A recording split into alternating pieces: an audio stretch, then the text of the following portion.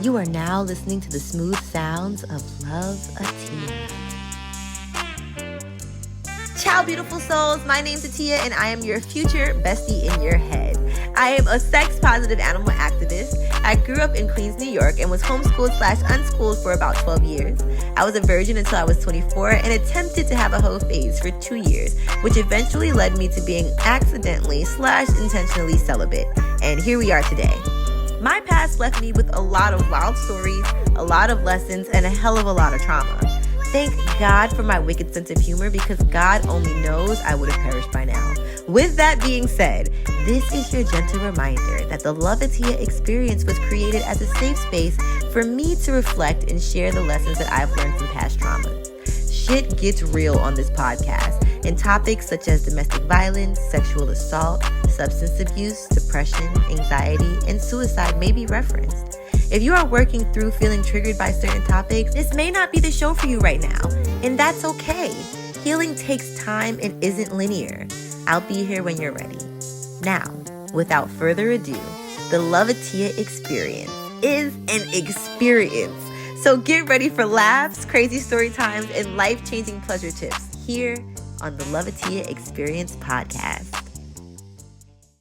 Hello, beautiful souls. It's me and my pretty kitty, aka Tam. I should have made this be called the Pretty Kitty Podcast. Oh, man. Well, missed opportunity, but I'm happy to be here. Welcome to the Love Atiya Experience. If you're new here, welcome. Ain't new here? I'm so excited for this super unhinged episode where we're just going to be catching up, really. I have a lot of shit to say. I want to talk about polyamory. I want to talk about my thoughts on stepping into a more ethically non-monogamous way of life. And I want to talk about my vagina and how I'm more reconnected with it. I want to talk about my secret trip to Atlanta that no one knows about, and how I opened my heart up to dating again. I want to talk about the things that I realized in talking to men versus talking to women. So this is really just an episode about my vagina and dating. So if you are not into that, then that is totally okay. Feel free to check out some of my Patreon content where I have a whole bunch of sex education on there. But I figured we'd give this sex ed a quick break. It's not really a break though, because we're still talking about sexuality. And really just dive into a catch up. I'm so excited. Y'all, mark my words, and I'm saying this now because I need to be a woman of my word. The next episode that comes out will be the one that features my beautiful mom. I'm so excited, and we're going to talk all about how to basically raise your child in a sex-positive environment with limited shame and stigma and taboo. If you hear some purring at some point, it's my pussy. Not my actual pussy, but my sweet fur baby Tam. Can you hear her? Oh, yes. Okay, thank you for that purr, Tam, right on cue. Now, let's start off by talking about my secret trip to Atlanta. So, I took literally, I'll say 48-hour trip to Atlanta, and I feel like almost everything, not everything, but a majority of what could have went wrong. For instance, I decided to rent a car for the first time in ever. I actually don't think I've ever rented a car as an adult, so this is a new experience for me. But it's Atlanta. I'm used to it. Like, all should be well, right? No, because right after I rented the car, I got a flat tire. Not only did I get a flat tire, but then I had to ride to Enterprise, praying for dear life. I prayed to every ancestor I know. I honestly might have even prayed to Jesus, y'all. And Jesus don't really fuck with me like that because of some shit that I've said in the past. So for me to really dive in on every single entity out there shows you where I was at. Thank God my ancestors got me there safely. It was crazy. They tried to charge me like some crazy amount. A side note, did you know that they put a $400 credit on your goddamn account? Fun fact, if you plan on fucking with Enterprise. So yeah, there was that, and then I thought I had a class with my school, and then something went wrong technologically because, Mercury was about to be in retrograde, and they have the whole shadow period thing. So then class ended up starting 30 minutes later. By that point, I had walked to the hotel from Enterprise, walked back, and this is not an ad for Enterprise, by the way, because they out here giving people cars with flat tires and scrapes on the back, but walked to the hotel, which is 9 minutes away. Also walked to Panda Express, which didn't have vegan options. I was highly disappointed because I thought that they had options. Then I went to the hotel, chilled out for a bit, ordered some food from a Black-owned vegan soul food company in Atlanta. I wish I remembered the name. Was it the Planted Soul? Which would make so much sense because I've been wanting to eat there for forever. So it's crazy that my first time eating there was actually by accident, like not even realizing who they were. Anyways, the food was really fucking good. I got mac and cheese, collard greens, candied yams, vegan chicken, and 2 cornbreads, which I'm so mad. I should have kept that cornbread because when I got home back to Mexico, I left it out overnight. So I had to throw it away and I was really pissed. But ended up going to storage because I was like, okay, like class didn't start, so let me not wait around. Storage closes at 10, and then ended up getting to storage at 6, and class then started at 6. I had to leave class early, didn't even get to ask my question, and I was just like, I could not concentrate. I did not want my classmates to see me up in my storage unit, so I said, let me just I'll have other opportunities with this guest speaker, which I ended up finding out that I will have another opportunity to meet them, so that's great. All in all, y'all, like that was my trip to Atlanta. I came back, got super burnt out. Super fucking burnt out. Thankfully, all of my friends were like really understanding about that. So I sent out like an SOS text like, hey, y'all, I'm burnt out. I'm going to be gone for 2 days. And I didn't realize I kind of hit the ground running when I came back, right? So not only did I travel and did all this stuff within 48 hours. I packed up multiple packages and shipped them out and had to gather stuff from storage and all of that good stuff. Not only did I do all of that, but I then had to like receive packages from the hotel. It was just a lot. Shout out to the hotel for being dope. But then that very next day, like I got home, my mom had cooked. Oh my God. So I stopped by her house and got some food. I was really grateful for that. She helped me bring the bags up. Because every time I go to Atlanta, I try to at least get some stuff from storage so it doesn't feel like it's just like a one and done. Like if I can get, I got books this time so I could study sex ed and stuff like that. So anyways, long story short, I ended up getting home like 10 o'clock, 11 o'clock that night. I had class that very next day in this sex tech school, so jumped on to doing class, and then I had back-to-back meetings, did those. I was really excited about them, so no regrets. And then I think I started working on my presentation, if I'm not mistaken, because we're having like finals this week, basically. And by the way, school is not over. Like, I know that I told everybody I'm graduating like in the middle of this month, and that is true, but I will still be studying for the whole year because there's a lot of stuff, like just a lot of educational resources and content underneath the school's umbrella. And so I have access to that for a year. So I will be taking advantage of that and literally studying like damn near every day. But I think I'm going to make my study days be Wednesday because that's basically what my school days were. By the way, I just feel so cool being in school. Like, I don't know. It just feels great. It's like, yeah, I'm graduating. Yeah, I'm working on my presentation. And granted, people who went to college probably don't feel this way, right? Like, I probably would have thrived in college, but I also would have probably been on the shit list of every professor I had because one thing I can't do is comply. And I will ask questions. Why the fuck do you have me writing this 20-ass page paper on apples? Like, I don't know. When I learned what my friends were learning in college, even in like the fucking highest level degrees, I'm like, I learned this like in the 11th grade of being homeschooled. So anyways, I'm grateful for the School of Sex Tech because I feel like it's been teaching me things that like it's industry secrets, it's industry insights. Like I'm getting these connections that I wouldn't have normally had. So if you end up signing up for that school, let them know that Atiya recommended you. I love them so much. But working on my final presentation has definitely been very, very interesting. Like I've been struggling with imposter syndrome, which I am really growing through. I really took the energy of Venus Day, which I just learned is a thing, the energy of the Mercury being in retrograde, the energy of the eclipse and then the new moon, like all of that stuff. I'm recording this on the day of the eclipse and the new moon. I know this video was supposed to get dropped yesterday, but guess what? 2024 is all about grace, consistency, and consistency within our grace. So I am going to pay an extra $4 this month to be able to release my episode with my mom because I'm running out of credits, and this episode will take all that up. So I say all that to say that I really do care about y'all. I really do appreciate y'all and all of your success, but I've just been juggling a lot. So outside of just external solar factors, the imposter syndrome with this presentation, like there's so much to say, so little time to have to present it in 4 minutes, and I think that my company has turned into more than what I thought it was going to be, right? I woke up one day in December after having the worst year ever in 2022, and it was about to be a new year. And I was like, I'm making new dreams for myself. And my dream is to create a sex toy. That dream is not being buried. It's not being pushed to the side. None of that. That dream is still alive and well. But the way I'm going about that dream is totally different, right? Because I thought that to help liberate people and end the shame and stigma regarding sex, like, I just had to make a sex toy. And now I'm realizing, no, actually, I probably need to do a lot. I need to unlearn a lot of shit. And then I need to help others unlearn a lot of shit.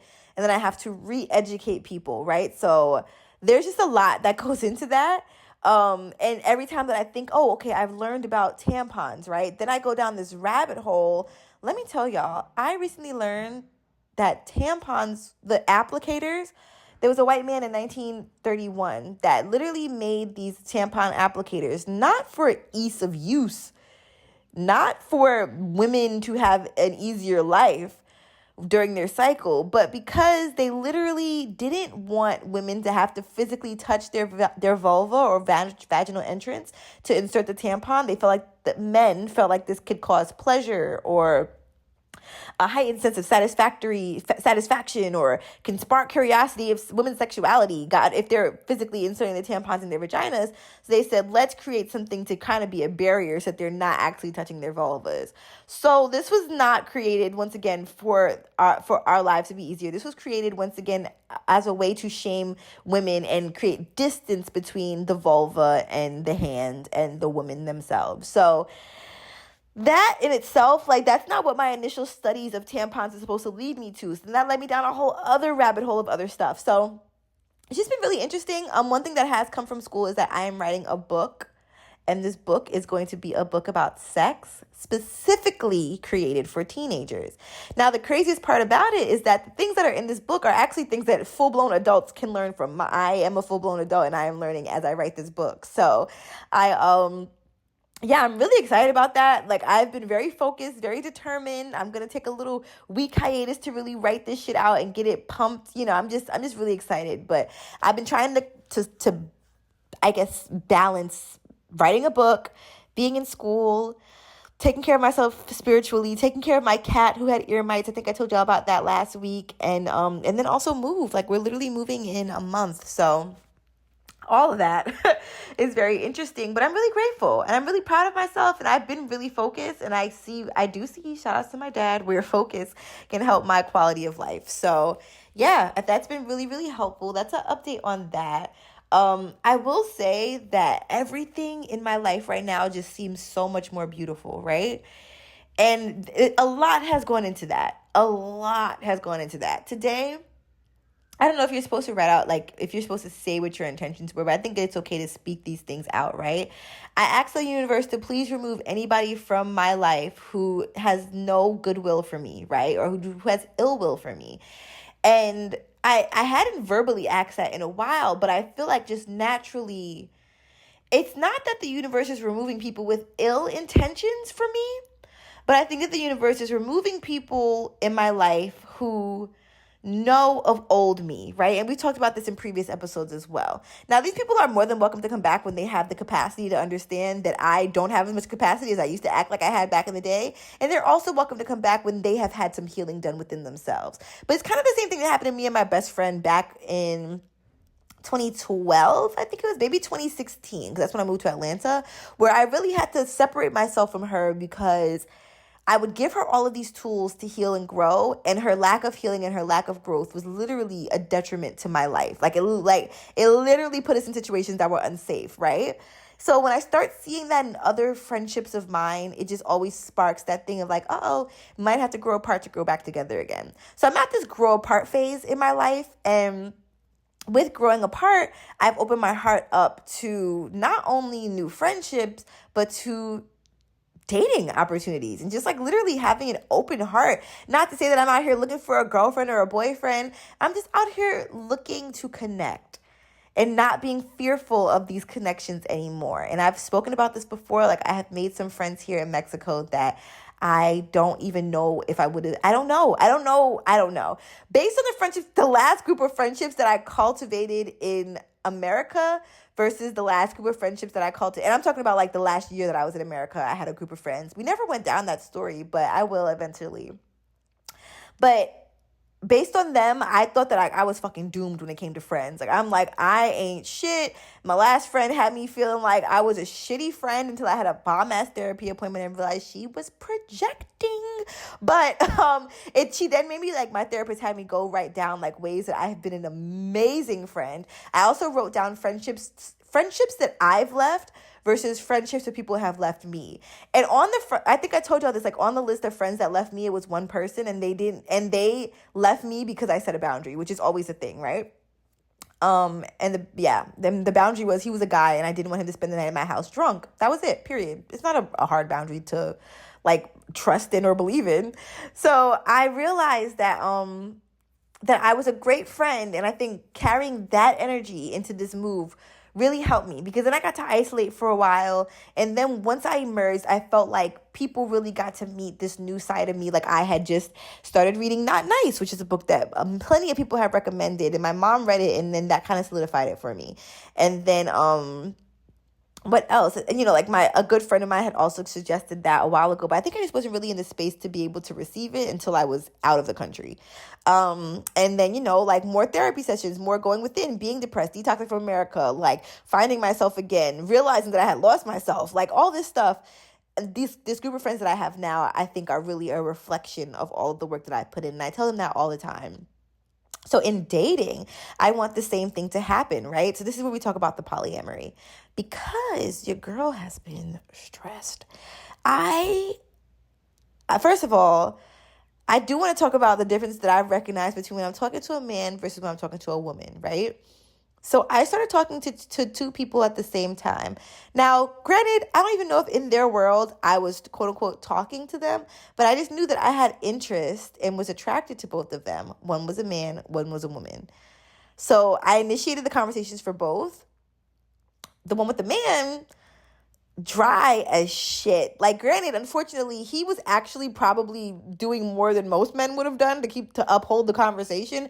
But even in the upholding, it was such small talk and irrelevant shit, and I couldn't gather myself to really care as much as I thought I initially did, right? Like, it was almost like not out of sight, out of mind, but it was just like, wow, maybe we should have had this conversation in person, because.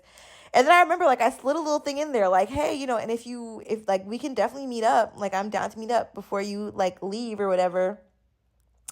And then that was never really followed up. Like, the conversation took a different turn. So I'm like, you ain't got to tell me twice. What's that sound like? You do not have to. You ain't got to, what is that sound? Please, somebody tell me. You do not, me. You do not have to, me. What sound is that? Oh, my God. But then talking to the woman, I was telling everybody about this girl day one. I was like, oh my guys, I'm having somebody in, like, she's amazing. And you know, like, I'm like, see, this is the energy. Like, my mom has wanted me to be a lesbian for so long. Shout out to her. And I know she tries so hard not to judge my journey with men, but I know it's like low-key the bane of her existence. Like, if I could just not date men. And not the bane of her existence, but I think she just sees how excited and curious I get when I'm talking about women versus when I'm talking about a man. It's just two totally different experiences. And, you know, I very much have said this before. Like, I used to talk to men more because I felt like, one, it was for a familiar pain that I was used to. And two, I didn't really have to put that much effort in. They didn't really necessarily always care that much, which then made me want to put in more effort because, oh, you don't care? Oh, turned on. My pussy is dingling. But I don't know what dingling is, but it's what my pussy would be doing. But not anymore. That was back when I had low self-esteem. So, like, now, dating with high self-esteem versus dating with low self-esteem. It's so crazy. So shit that I would have pressed in the past, I don't press anymore. Energy that I would have put forward, I don't put forward anymore if it's not immediately matched. And I think that talking to women shows me that it's really not that fucking hard to match energy when the energy is like energy. I have yet to meet a guy who had energy that was like energy besides my ex, who was a sociopath. He was masking with my energy and trying to pull a reverse Uno on me. I fell in love with him because he was acting like me. Anyway, that's a quote. Let me write this shit down. I fell in love with him because he's acting like me. Yep, that was my life. So, anyways, this excitement that I feel over speaking to someone new, even if we end up simply being friends, like, I need everyone in life to understand the way that I value these friendships now and the way that my heart, and I feel like this is like a sign of growth, right? Back in the day, I used to want things to be permanent. And then the words like forever and permanent and these words just started scaring me, right? I don't know if this is as my commitment issues started developing. And this is something we can dive into at some point too, just with like attachment styles, commitment styles, all this stuff. So all of my friends here now that I know of, one of them is about to leave in April, like this week. And then the other two, their leases are up in June. So they don't really necessarily know like where they'll be going, but they don't necessarily know if they're going to be staying in Mexico. And that's actually really helped me with my attachment issues, abandonment issues, commitment issues. Because it's like, these connections are so deep and are so pure. I would literally travel the world to see them again, right? And that's something that you would say about a lover. But I literally look at my friend. I just saw, oh my God, I need to listen to this podcast in its fullness, because I only saw a clip of it on TikTok a couple of weeks ago. And it was a gay man, a queer man. And he was saying that he literally looks at all of his relationships, all of his friendships. They basically fill what he would have normally looked for in a romantic relationship. He's like, I romanticize my friends, basically, but in like a really platonic way. I believe in platonic love, platonic affection. I believe that it's okay to cuddle with your friends. Shit, I've been kissed by my friends. Like, I believe that all of this is okay, right? Now, kissed on the cheek, because if it gets on the lips, my clit might pucker, but I say this to say that, so I'm really trying to like break out of these societal norms of what friendship's supposed to look like, what relationships are supposed to look like. And when I got a taste of polyamory, for the first time ever after my like really fucking possessive relationship, I loved the concept. I loved the idea that your heart can be so open that you can love this many people or however many people, or the more so that you're not closing your heart off to other kinds of love, especially considering, like I said, when you're in a possessive relationship, I couldn't even have male friends. I couldn't even hug. I have a friend who passed away. I think I might have hugged him twice. And both times was when my boyfriend wasn't around. Like, this is so sad, and I still very vividly remember these hugs too. But I say this to say, my first experience with non-monogamy, I don't really know how ethical it was considered. I think that the intention was ethical, and I want to go back, I want to dive back into sharing the story from a different lens, right? Because when I shared the story in 2022, was it? I had a different lens, right? This was still kind of fresh, even though it happened in 2020. I still was just so confused about it all, and why it ended the way that it ended. And I also now have been able to take some responsibility. I haven't been able to talk to the person that I was dating to really be able to have closure or make amends in that way. But yeah. Y'all, I ran out of time, so I had another story that was kind of juicy, and I had to take it out. So if you want to hear this full episode, head to Patreon. It has 2 stories in it that I had to take out of this episode. So head there. I love you so much.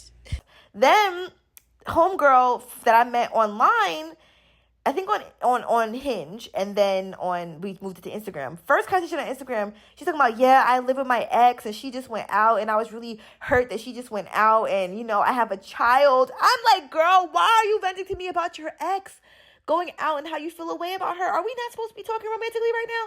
So there was that. I totally forgot to add her to the list, honestly. Then there's the girl that catfished me about her race. We already know about that one. Literally told her I did not want to do anything in the car. Ended up doing shit in the car. Was not my best experience. Ended up bumping teeth. It was just a lot. And she's the one that said lesbians can't get STIs. Do we stop there? Then I talked to a girl on Hinge who ended up being a catfish. Told me that her management team ran her Instagram, so she wasn't really on it like that. That was a bold-faced lie. And she texted me with an Android, so I knew that was a lie. No offense to Android users, but if you know, you know. And then, what else? It was something else. So my point is that, I wonder why I get so stressed in lesbian relationships. And it's like, well, I actually haven't had that great of like I actually have to write this in my notes to her, because like we literally, like, I need to break this down. And it's not like, oh hey, this is me and all of my fucking trauma, but it's like I'm a little bit scared now, and I'm wondering why I'm scared, and I'm judging it. And it's like, oh, this is why. Like, I haven't had a great track record. Now granted, I hope she doesn't listen to the podcast.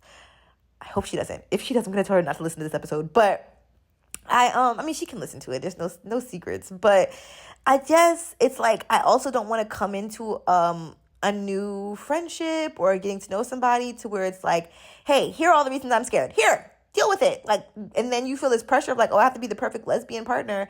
And it's like, no, just be beautifully you, and anything that I have to deal with, I have to deal with. Like, it's not anybody else's burden to carry. It's like me back in the day when I was dating men, it'd be like, oh, my ex was abusive, so don't abuse me. And it's like, why am I leading with that? Like, why am I setting that? Why is that setting the tone? So I think that's definitely been eye-opening. And yeah, I feel like I'm even forgetting about other smaller situations. Like, there have been times where like I've liked a girl and then she's like literally shown up with having a boyfriend like a week later, and I'm like, oh, were we just talking on Hinge? Like, you have a man now? And even with the polyamorous situation with the first girl that I dated, the first woman I dated, like, that could have been very beautiful had I had all the facts. Like, I didn't know that they lived together. That was a shocker for me.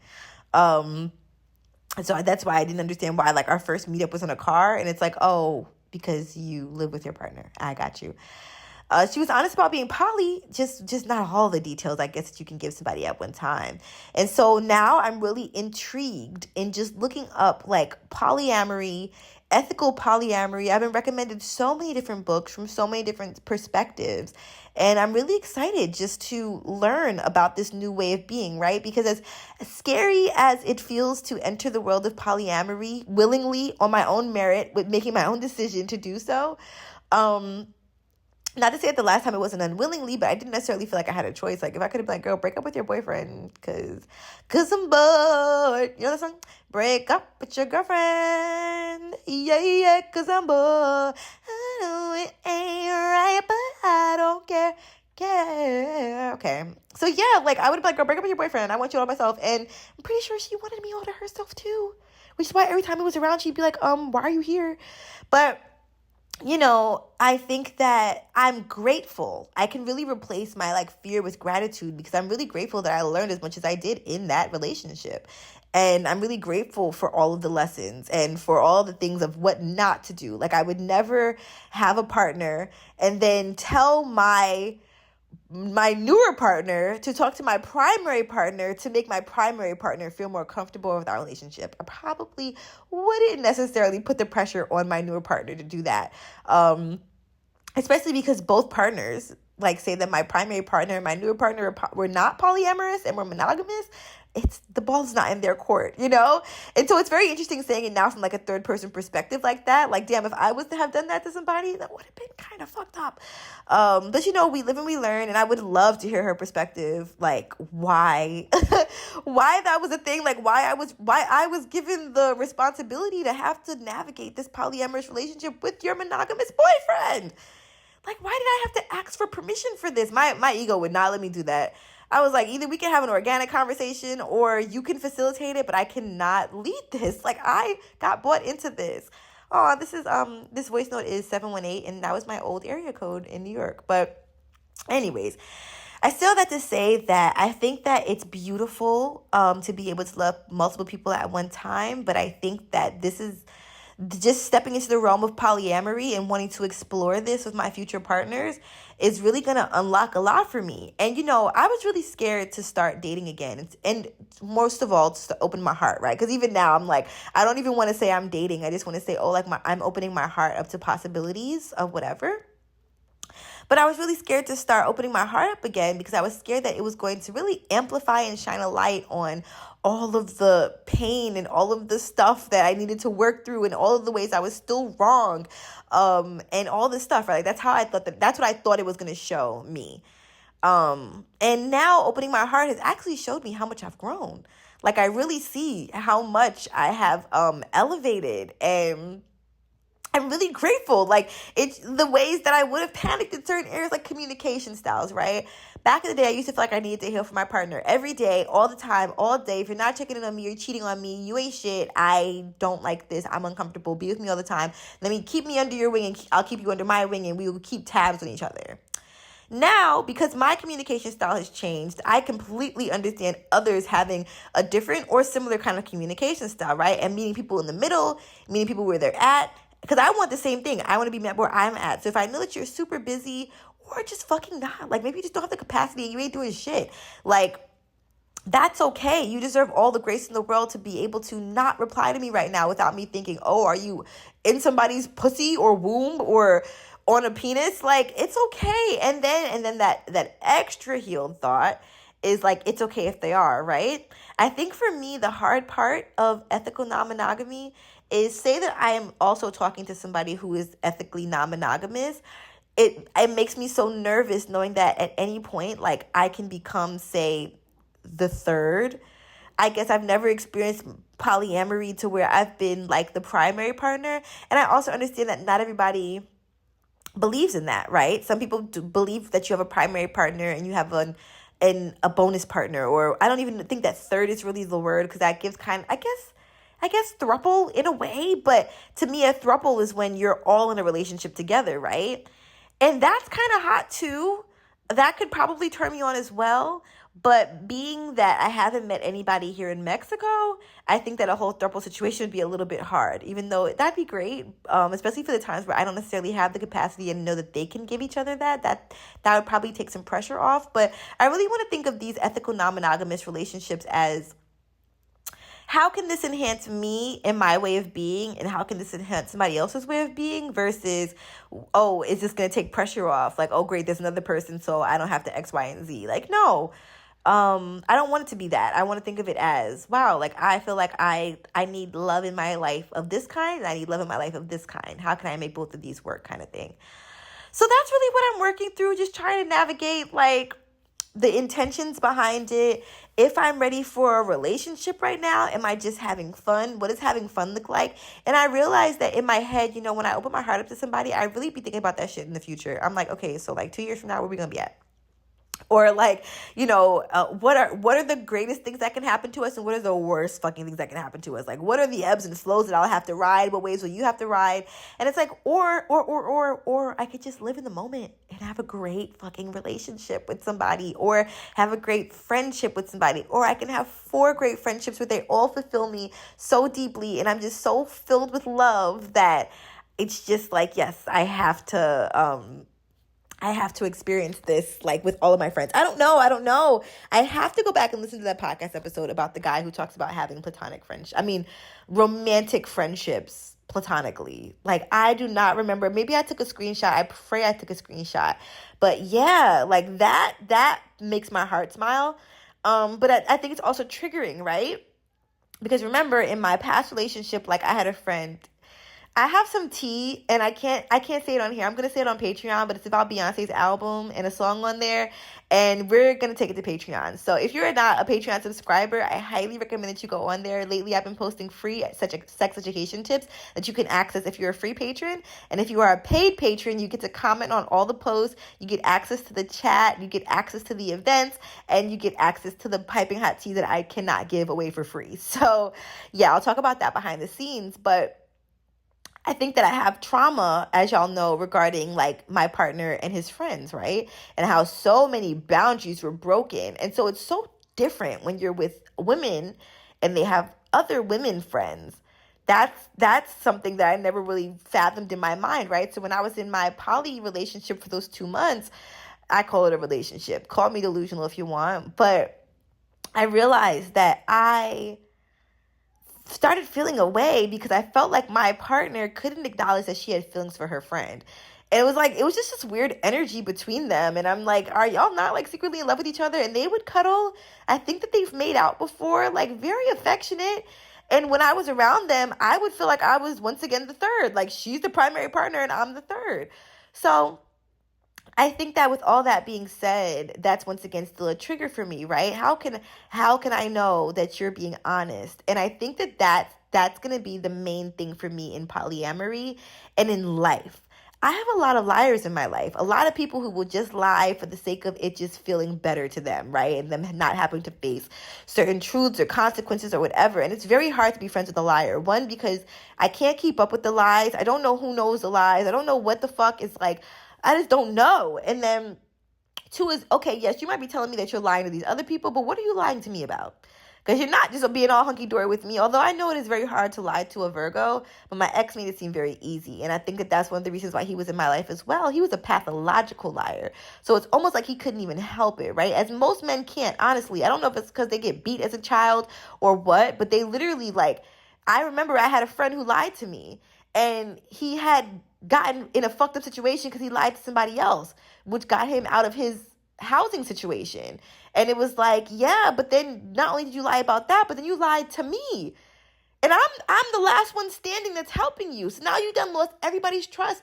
And I remember he told me, like, yeah, I lied because sometimes, I just remember going back to my childhood and thinking, like, the consequences of me telling the truth were sometimes worse than me lying. I'd rather lie about it and deal with the consequences later. And I think that really is the mindset for a lot of men. So, yeah, I think that honesty is the number one foundational thing. And I think that how you show up before you get into a relationship, how honest you are before you're in a relationship, how transparent you are, shows how you'll be in a relationship, right? Because if you're not even comfortable with me as a friend, then how are you going to be comfortable telling me the truth in a non-monogamous relationship? And I think that there also has to be room for band-aids. Like, I think that there are going to be boo-boos. Like, you're gonna do something that might hurt my feelings because this is new, especially if I'm it's new for me, right? It's new to where I'm actively deciding that I'm poly. And if the person that I'm dating is poly, it's going to be new for us to be dating each other, even if it's not their first poly relationship. So I think that that's definitely given me a lot to think about. But I really have been trying to operate in a place of faith versus a place of fear. So yeah, I'm really, really, really excited about this journey of my heart opening. The other day I had a day on the beach and I literally closed my eyes and felt just the earth.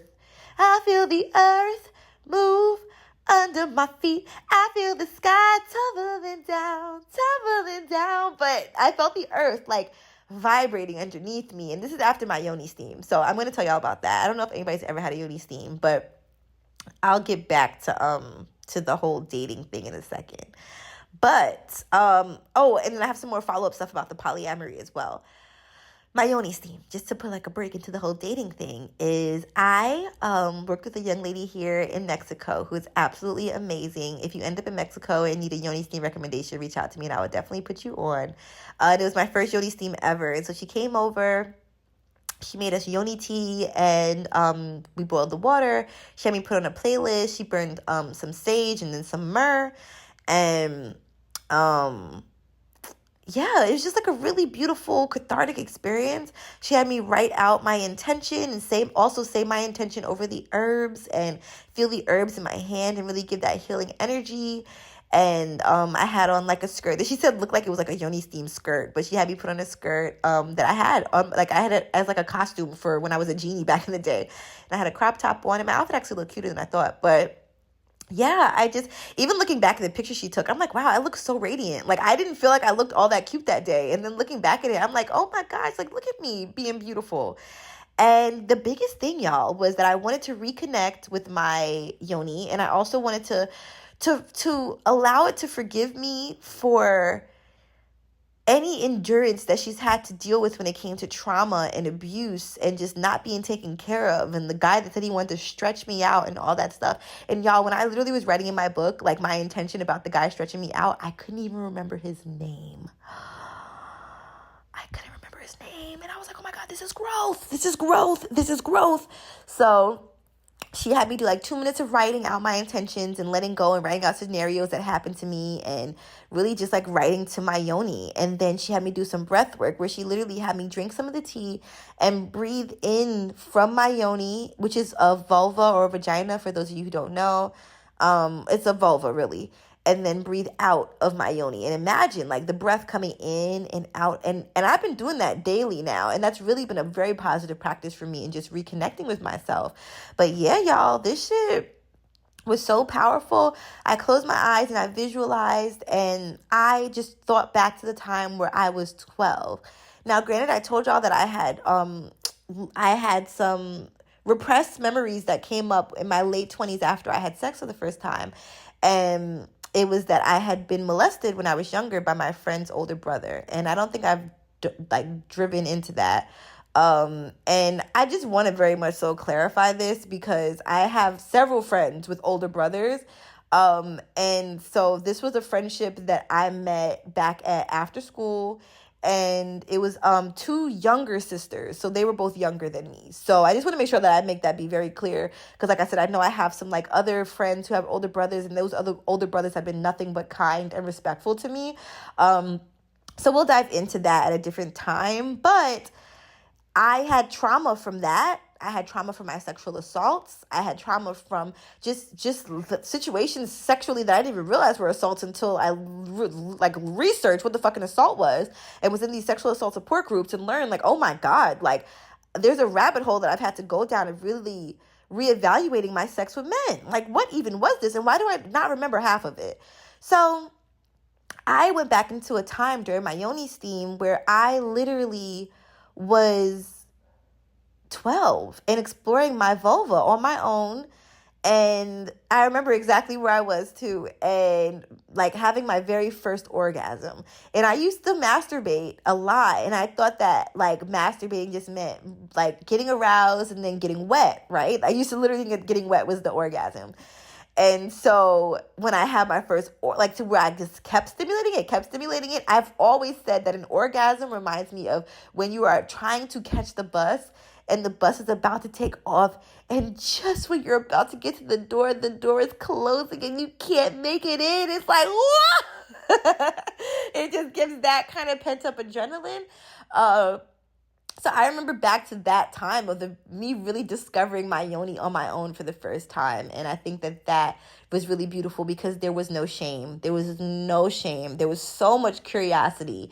And I think that as we get older, society really places so much shame and just, that's it, wrongfulness and just nasty energy surrounding sexual exploration, especially for people with vulvas. Usually for people with penises, it's like, yeah, explore as much as you can, get as much as you can from start to finish of life. Like, you should be fucking all the time. With women, it's like, no, bitch, you're only here to make babies. So shut the fuck up and sit in that corner.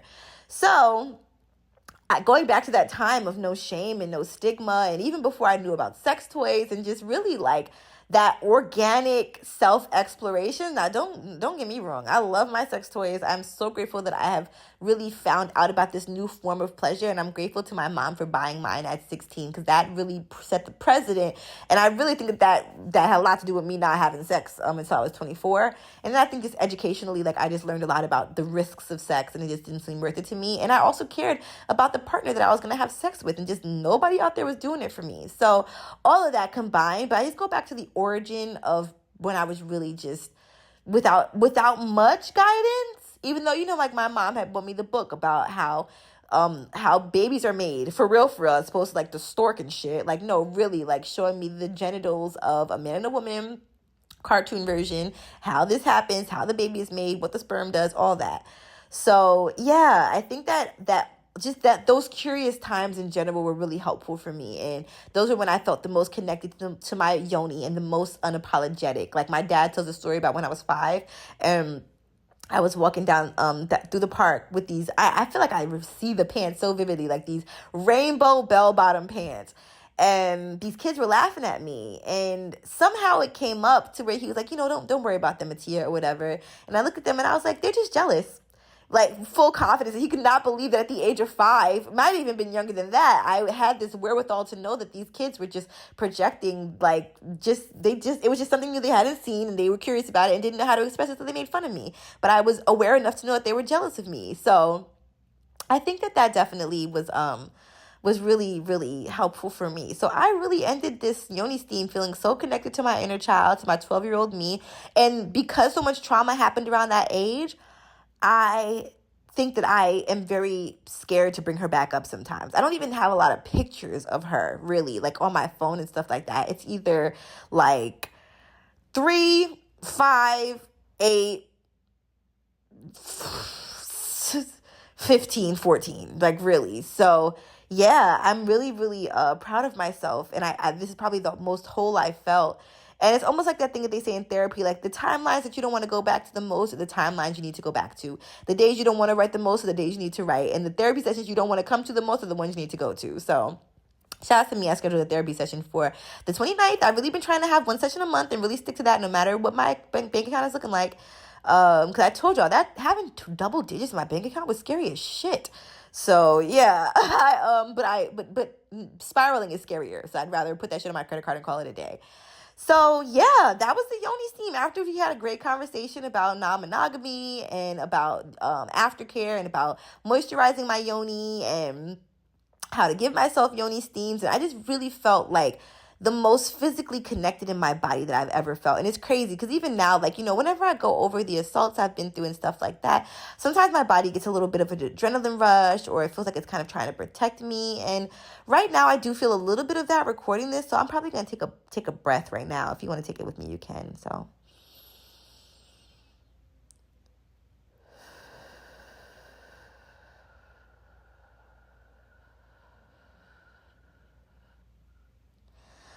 that felt great.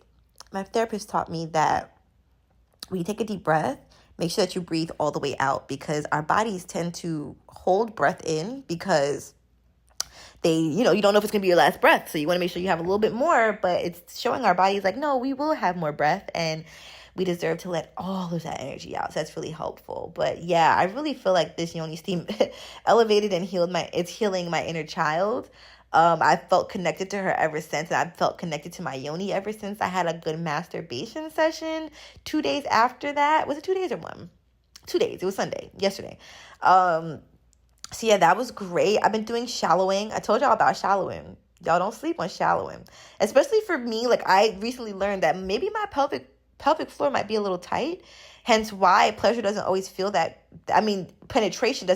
pleasurable to me. So we're going to have like a week where we talk about that on Patreon. But I think that shallowing is helpful because I don't have to worry about that feeling that I get when something's inside of me. And it's kind of foreign now, especially because I haven't had sex in a long time. But being able to just penetrate my toy. If you don't know about shallowing, check out my social media. I might have even talked about it in my last episode. But if I have not talked about it, let me know. Send me an email. And I will definitely follow up with that because I love me some shallowing. Like it's the best thing that I've done yet. So yeah, I did that and that was great. And I just felt really connected. And I looked at her. She was so glistening and pretty and cute and had like a little purple. I just love the colors of her. Like she's, not all pussies are pink. Maybe the insides. But yeah, like I just love the different colors. And I used to judge her because I used to want her to be super pink. Be like, paint the world pussy pink. Yeah, I used to want that. But now I love her hues. Like, she's ombre. She be giving. She gives. So, yeah, I'm super grateful for that. And also, I've been taking a social media break, which has been super, super helpful for me. I've been off it since April. You might have seen me posted because I have some scheduled posts here and there for my podcast page. But otherwise, yeah, I've been off this. I just needed a break. Like, it's too fucking much happening in the world. Every time I was supposed to be doing schoolwork, I was on social media. Every time I was supposed to be studying, I was on social media. Every time I was supposed to be doing some self-work, I hopped on social media. At night, I couldn't go to sleep because I was on social media. I'd smoke and feel so zen and then go to social media and it would undo all of my zenness. It's just a lot. So I ended up deleting both apps and it feels amazing. And this is the most I've committed.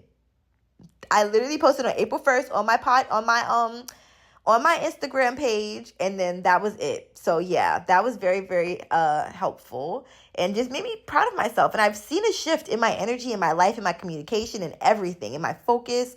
So I definitely recommend that. I'm going to see what else I can eliminate from my life probably next month of just like distractions, So I'm really grateful for that. And then on my list, I also have to tell y'all about my sexual assault support groups, but I feel like I kind of touched on that. So yeah, get in one.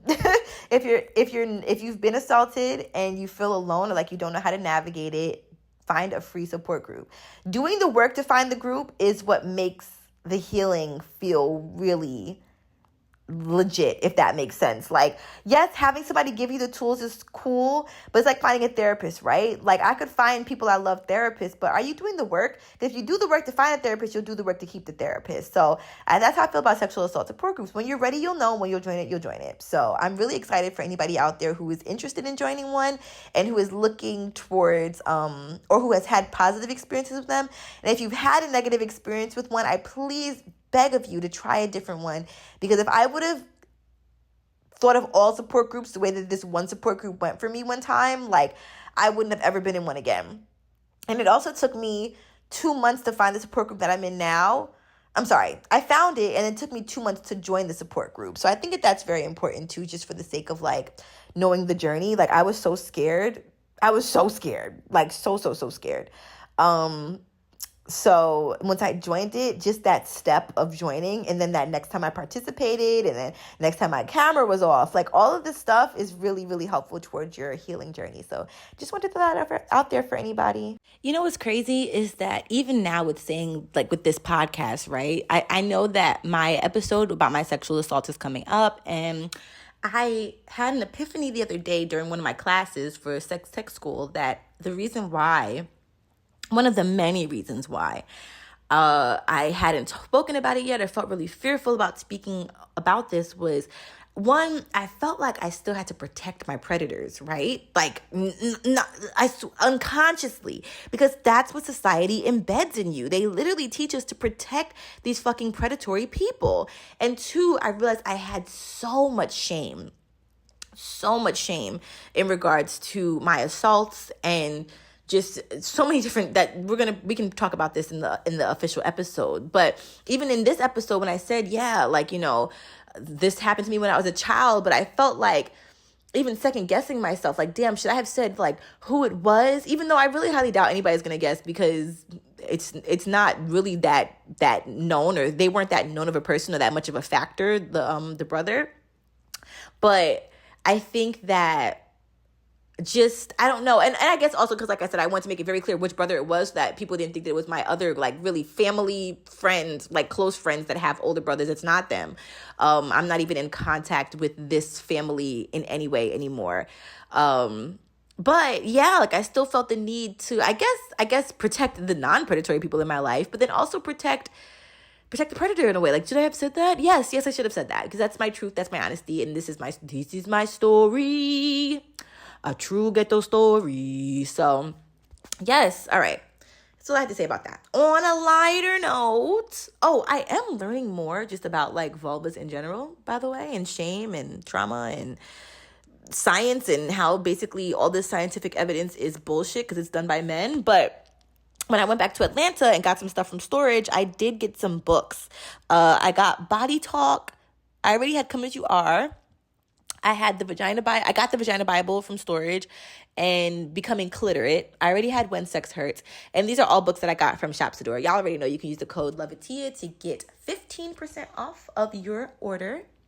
Is this still recording? Oh my God. Okay. Oof. Mercury's in retrograde, so y'all know. But yeah, it's a Black-owned sex toy shop, and you can use the code LOVEATIYA for anything on there to get 15% off. But these are the books that I'm reading to really study about sex education, because I read on this one, I guess, application that I read for a sex ed certificate, that you had to have a bachelor's or a master's or some shit. I'm like, I got life experience. Like, what more do you need from me? So yeah, I'm trying to navigate that. So if anybody knows of, like, a really good sex education school, because that's probably going to be, like, my last certification that I feel like I just want.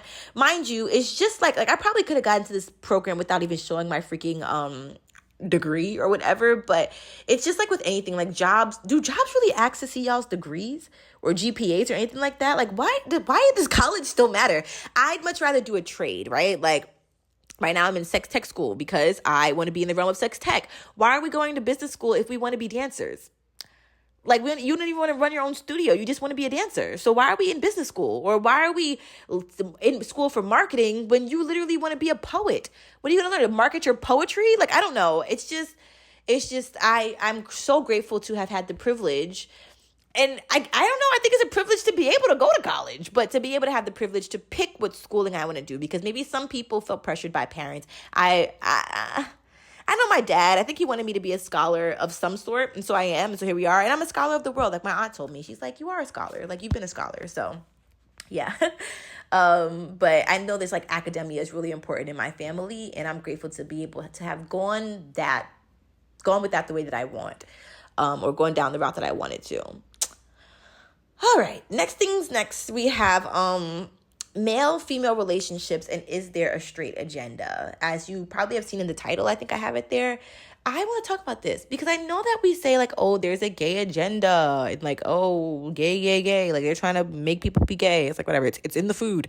But if you look at what's happening in society, there has been a straight monogamous agenda pushed on us for the last 15,000 centuries. I don't even know. Like before Christianity, before the colonization, and before the patriarchy officially set in, that's when the world was free. Take it from me, someday we'll all be free. Yep. Yes, to that Donny Hathaway. I have to listen to that today. But yeah, y'all, we would have been freed. But then the man, for whatever reason, like, this is what I'm trying to figure out, right? And I'm going to get back to the straight agenda. But like, what? It's just like white people with black people, right? What is the core? What do white people know about black people? What do white people know about melanin that makes them so angry that we have it? And you know, it happens to all brown people, so don't get me wrong, but specifically black Black Africans, Black Americans, whatever the fuck you want to say that you goddamn are black. Like, what is it what do they know about our power that we don't know? So they have to strip our power before we even really had it, even though we did have it way back in the day. But how do we go from like being kings and queens to being slaves? What was that? Did white people just wake up and say, we're gonna steal everything, let's do it? And I've seen white people, like I have firsthand witnessed white people now these days stealing, like low-key unconsciously. They don't even realize it, they just do it. And so that same conspiracy that I have in my mind of like, I know that melanin itself is sold in the black market for like, I don't even want to make up a figure, but I know that it's like more multi-thousands, maybe even millions of dollars, per gram, like per melanin gram. It's sick. But for women, right, it's the same energy. Like what is so powerful about women? And I know we can have even if you are not a childbearing woman, you are still powerful as shit. You still have a womb and can create, like, unless people are just born without wombs, and then you still give the essence of, you're still creating something, right? Like, even if you cannot produce a baby or choose not to produce a baby, that doesn't make you any less powerful. I feel like it's something in our being that they men know about people with vulvas that makes them terrified and feel the need to really strip us of any like confident, cognizant, clarity, anything with the C, like any type of thinking. They don't want us to have it. That's why they put chemicals in our tampons that have adverse effect on our brains. Oh my God, please go on Netflix and watch the show Explained. And watch the show about sex. It's Explained Sex, or Sex Explained. And then they have like birth control, childbirth, is it intimacy? I forgot what the other two episodes are, but those are pretty good too. But the birth control episode had me going down rabbit holes. I low-key want to do like a Zoom night with y'all where we literally watch that and we dissect like every episode, because what the actual fuck? But, you know, like birth control, women were literally just experiments. They would go to impoverished countries? Underprivileged? I don't know. They'd go to countries that had like low-income households, and like literally they would go to Ecuador, they would go to parts of Africa, they would go to parts of the Virgin of the islands in the Caribbean, and they would give out these tests of birth control. If you see the dosage, I feel like the dosage was like 10 milligrams of fucking this synthetic hormone that they just created, by the way, just made, if anybody just wants to know that. Them used unwilling human breed testers, right? Because I always say for my hair and skincare business, I use women willing testers, not women, willing human testers. By the way, my hair and skincare business is back up and popping, babes. So if you want to support me, you can go to theloveatiya.com and buy some hair and skincare, y'all. If you have not experienced it, I recommend that you try it out. I love every bit of it, and I love that I've handmade each product. If you don't feel like you can afford my products, think about everything that you've just spent aimless money on that had nothing to do with contributing to yourself and your well-being, and then circle back around to my website, treat yourself to some shit, see if you like it, because I know you're going to love it, and you at least will love yourself through the rest of your life because you know that you just spent this time and investment in self-care. So that's just a sidebar. But I use willing human testers because it's a cruelty-free company. We don't use animal testing at all. But for for birth control, they were using people, then didn't even know it. They were causing birth defects. They were causing pregnancies that were unwanted. They were causing infertility. They had some type of pesticides. This goes to men though. The pesticides that they were using was it Ecuador or Peru or? I feel like it was, there's another one that starts with an E, but I feel like it might have been Ecuador. There was a pesticide, and this pesticide had a chemical in it that was literally making all of the men that were on the fields infertile. Like, just zapped up all of the sperm. So, although it is happening that's happening to impoverished countries once again. They don't even see, if you don't have $1 million, they don't even see us as people, you know? Shit, America should really be an impoverished country because what are we really working with? Like, delusion? Anyways, I keep going down tangents, but my point is that they have been trying to kill women for a long time. Even back in the day, I told y'all this before. I read this in the book When Sex Hurts. I got it from shopsador.com.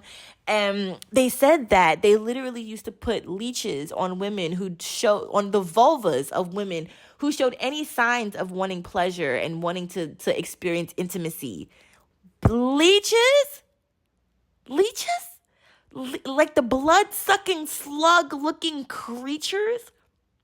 I don't even know what category what do they fall under? Are they bugs? Are they sea life? They're blood-sucking, no matter what they are. And in order to get them off, it's not just, they suck your blood. No, they latch teeth, fangs into your skin. That's why people have to, even when you burn a leech off of your body, its teeth are still in you. That's why people use credit cards to try to separate the teeth from the leech. It's fucking nuts. So the fact that they literally put people through medieval torture, women, people with vulvas, however you identify, even if you're gender non-conforming, like, because you had a vulva, they didn't give a fuck. Which is probably why, like, nowadays, gender non-conforming or, like, non-binary people are kind of put on the back burner by society because it's like, well, you don't really fall into this, like, this patriarchy vision that we have for people, so we're just going to act like you don't even fucking exist, which is why there's not a lot of visibility for them, which is why you literally have to have, like, Trans Visibility Day and stuff like that. Shout outs to my trans fam. But, yeah.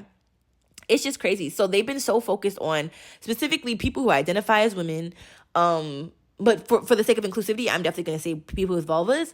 And I'm like, what is the threat? Why did you have to subconsciously subdue us into making us believe that we need the man? Even going all the way back to the Bible. I've talked about this before. Do we really, really, really believe? I'm like, first of all, you're giving me mixed signals, right? Mary, and I'll know I'm not religious, so please bear with me. Mary, this is how I'm interpreting the Bible. Mary was a virgin when she got pregnant. But they're trying to say, and she got pregnant with Jesus, right? Was Mary Jesus' mom?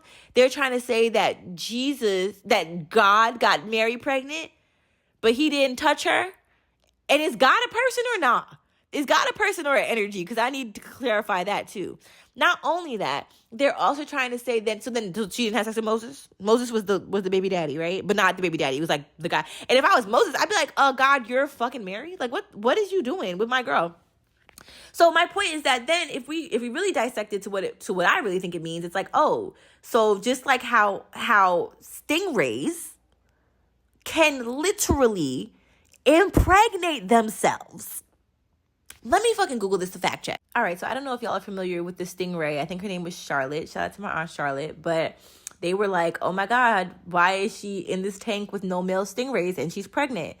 And so they say one of the possibilities is that it could have been a virgin birth, right? And it says the most likely explanation for Charlotte's pregnancy is a phenomenon called parthenogenesis, which occurs when females can reproduce without mating. Yes, immaculate conceptions are possible among a diverse group of organisms, including plants, insects, fish, reptiles, and birds. We're finding that parthenogenesis happens more than we thought. Says this doctor, the chief veterinarian at the Museum of Natural Sciences in Raleigh. It says, here's how it works. In good old-fashioned sex reproduction, genetic materials from an egg and sperm come together to form an offspring. But in some species, they can produce eggs that have all the genetic material needed to create offspring. In fact, some wasps, lizards, and crustaceans reproduce only this way. Another version of parthenogenesis is called automixis. When an egg cell is developing, it replicates, reorganizes, and separates. During that process, leftover genetic material called polar bodies can act like sperm and fertilize the egg. Like, what? Leftover genetic material can act like sperm and fertilize the egg. The result is offspring that's slightly different genetically to its mother. Let me screenshot this, because, child, now, y'all already know, like, if I end up dead, this was the secret. Okay, come back to this episode, because this was it. Like, they really want us to think. And then I started thinking, like, well, what is the problem with, like, why are they pushing fucking, like, hetero sex so much? And why are they trying to make it seem like you need a man to have a baby? When there are literally lesbian couples out there that have babies. There are men and male gay couples that have babies. There's so many different versions of this. Like, it's not necessary. They're not needed. And I feel like that's the conspiracy. They knew that they were not needed this entire time. They're just left over. That's why they don't have titties. No offense to men. I'm just saying, like, and if you don't have titties, it doesn't mean that you're a leftover product. I barely have titties, and I know that I was more than divinely created. And so were men, but I think that women and people with vulvas were specifically made for a reason. And I think that men, you know, they serve their purpose, but for them to make it seem like women exist for them, I'm just saying we got to reverse this fucking thinking. So I think that that's the threat. I think that women are a lot more self-sufficient, so much so that people might even begin themselves pregnant, or their bodies pregnant. We're so self-sufficient that they put this narrative out there of, like, you need a man to run the household. You need a man to make your money. Because even when I think about relationships, I'm having to untrain my mind. Like, I want to make just as much money in my relationship as my partner does. I don't want there to be a financial hierarchy. Granted, that means that I hope that we're both rich as shit. That doesn't mean I hope we're both poor. I hope we're both so rich. But whether it be in a woman and woman dynamic or a woman and man dynamic. But when you watch TV and you watch these shows, just going back to my original point, all I see is heterosexual couples. And yes, we got the Fosters with the lesbian couple, yay. Or we got, what's that, 2.5 Men? But they weren't even a couple. It was just one gay man. So, yeah, I think that the gay agenda that people are saying exists is really just finally seeing some diversity in what love can look like. Soon there will be a show with a polyamorous couple. We haven't seen that yet, and that's going to fuck people up. And I pray to God that it's not religious based, because really, can we just get something not... And once again, you know, I probably pissed off the Christians. It is what it is. But I just need people to think. You better think. Think about what you're trying to get me to believe about the Bible, because just think for a second. If you were on this podcast, you damn near know we should be on the same wavelength as now. This is episode 38, 39. We need to be on the same page. And if you believe differently, that's beautiful too. I love that. This is supposed to be a safe space for all, but mostly a safe space for me, to be able to express what I need to express about a lot of the shit that I see going on that nobody's really acknowledging. So I think that it's bullshit to believe that we need men. And I think that that's why women trying to be in the workforce, and women becoming more independent, and women believing in themselves more, and women dating women and not including men in that. All of this is super scary. That's another reason why I feel like men have put the narrative that we need them, because they know emotionally they cannot keep up. And I'm like, well, when is that society? Like, in what ways has society trained men? That's why I like having men on the podcast, even though I've only had one. But I'm really grateful for him, because he gave me this different perspective of, like, a man who doesn't seem like he has been gobbled up by the patriarchy and gobbled up by societal ways, and he really seems like he's able to separate the two, if that makes sense. I'm really grateful for that. Anyways, thanks for letting me get my rocks off. So I was going to share a story time with y'all about the girl that befriended me because I actually really liked her and she thought I liked her man. And like had all of her friends from Instagram come to her birthday party that she had met on Instagram. Anyways, I was going to share the story, but I ran out of time on this episode. So head to my Patreon to hear the full story time. Also, there was a time in life when I didn't know how to shake ass. Can you believe it? I'm going to post the video on my Patreon of me shaking ass on a woman in my best lesbian glory. I didn't post it on Instagram because I don't know why. I guess I didn't know if she wanted it posted, but I feel like Patreon is a safe space, so I'll post it on there. But yeah, y'all, I'm really trying to build a community on Patreon, hence why I keep mentioning it. Social media has definitely just done a number on me, and every time I'm about to leave, I didn't tell y'all, I posted a video about shallowing, and I finally joined the creator beta program or whatever again because they weren't paying me before and they were stifling my views, and I would just had rather be seen than be paid, or not paid because they weren't paying me anyway. But they have all these things on TikTok where it's like, oh, you can only make money from this video if it was seen on people's For You page, if it got over 1,000 likes, if it doesn't have any dislikes, if it's not going against our guidelines, blah, blah, blah. So I posted a video. I joined the program again when I had $33 in my bank account. So I joined the program, posted a video about shallowing. Wouldn't you know that shit went viral? Wow, who would have thunk? Got like 125K views. And just to give you an example on how much that raises, it gets you about $30. Yep, $30. So I was grateful for it. Shit. Still would have kept my bank account in double digits, but I was still grateful for it. And yeah, don't you know that they, like a week later after I made that money, they said, actually, zoop, what they say, yeet. They were like, yeet, we're not going to give you that money anymore. We're taking it out of your account because, bitch, this is about shallowing.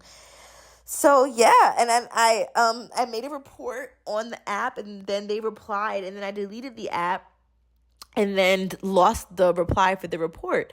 I didn't want to be triggered. So I reported it again, no reply. And I reported it 4 more times and they deleted each report. I emailed the only email I had for them. And they're like, hey, girl, send a report via the app. And I'm like, bitch, I did 5 times. Reach back out this email again, no replies. Not everybody's ignoring me. So a part of me is like, damn, should I just let it go?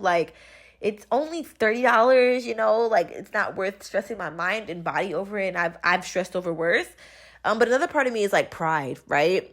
So that kind of helped me stay off TikTok for a while. But I want to find a way to be able to provide free sex education, but also be able to say words like penis and vulva. I'm tired of VP, segs, tired of all of that. So yeah, that's where I'm at right now. I'm trying to figure out ways to find new clients for my hair and skincare company. So if you do purchase from Heyyyyy by Atiya, a vegan and cruelty-free hair and skincare company, be sure to put in your notes that you listen to the podcast, and I will literally include a special gift for you. I include gifts in all of my packages, or 9 times out of 10, a majority of them, as of last year. But yeah, I will literally include a gift. So just put in the notes like, hey, found you on your podcast. I'd love a free gift. And I promise it will be something super dope that you would not have even expected. I go in with my gifts. So yeah, but that's it. That's where we're at. I'm so excited to be here. I really miss these episodes of just sitting in my bed recording. And I think I'm going to even set up a camera one day and just fucking record from my bed and not try to be so visually perfect. So until then, I love you so much. Please give yourself a hug for me. And this week, I want you to practice breath work. In whatever way you can. I have stuff on my YouTube. I have stuff on Patreon, on TikTok, on Instagram. But practice breath work. Get yourself grounded. And let's feel good together, y'all. Seriously. I love you to the moon and beyond. Don't forget to be kind to yourself and to be kind to animals. Ciao.